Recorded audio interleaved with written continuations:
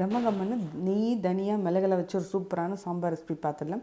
1 teaspoon அளவுக்கு நெய்யில் 3/4 teaspoon அளவுக்கு மிளகு, 1/2 டீஸ்பூன் அளவுக்கு சீரகம், 2 டீஸ்பூன் அளவுக்கு தனியா, கொஞ்சோண்டு சும்மா 4 வெந்தயம் போட்டு பொடிச்சு வச்சுக்கோங்க. 3/2 டீஸ்பூன் அளவுக்கு எண்ணெய் சேர்த்துட்டு 1/2 டீஸ்பூன் அளவுக்கு கடுகு, 1/2 டீஸ்பூன் அளவுக்கு உடச்ச உளுந்து, சீரகம் சேர்த்துக்கோங்க. அதுக்கப்புறம் சின்ன வெங்காயம் 10லேருந்து 12 சின்ன வெங்காயம், பூண்டு வந்து ஒரு 12 பல்லு பூண்டு சேர்த்துருக்கேன், ஒரு தக்காளி, கருவேப்பிலை, உப்பு சேர்த்துக்கோங்க. 1/2 டீஸ்பூன் அளவுக்கு மஞ்சத்தூள், அப்புறம் பருப்பு வேக வச்ச தண்ணி சேர்த்து நல்லா வேக விட்டுக்கோங்க. நல்லா வெந்த பிறகு தான் நம்ம புளி சேர்த்திக்கணும். இப்போ இதில் வந்து பொடியில் வந்து 1/2 டீஸ்பூன் அளவுக்கு காஷ்மீர் மிளகா சேர்த்து பொடிச்சு வச்சுருக்கிறேங்க. இதில் வந்து புளி சேர்த்துட்டு நல்லா கொதிக்க விட்டுருங்க.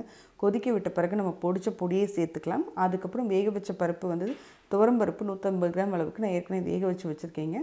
அதையும் சேர்த்துட்டு நல்லா கொதி வந்த பிறகு ஃபைனலாக கை நிறைய கொத்தமல்லி, 1 டீஸ்பூன் அளவுக்கு நெய் ஊற்றி சர்வ் பண்ணிங்கன்னா கம கம்மன்னு இந்த மலைக்கு இதமான தனியா மிளகு சாம்பார் வந்து ரெடி ஆயிடுச்சு.